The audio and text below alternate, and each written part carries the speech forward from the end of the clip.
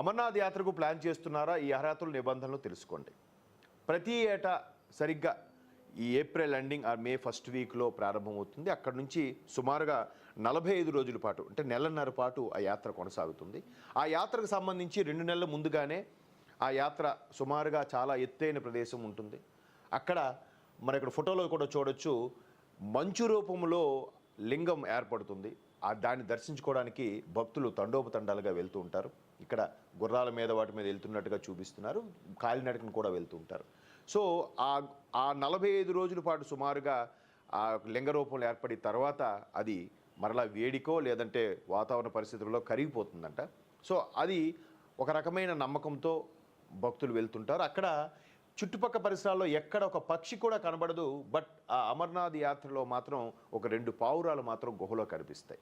అది ఇప్పటికీ మిస్టరీయే, ఎవరూ ఛేదించలేకపోయారు కూడా. దానికి సంబంధించి మనం చూడొచ్చు. ఈ అమర్నాథ్ యాత్ర ఏదైతే హిమగిరిలో వెలిసిన మంచు శివలింగాన్ని దర్శించుకోవడానికి భక్తజనం ఆసక్తిగా ఎదురు చూస్తుంది. ఈ ఏడాది యాత్ర జూలై 3న ప్రారంభమై ఆగస్టు 28 ముగియనున్నది.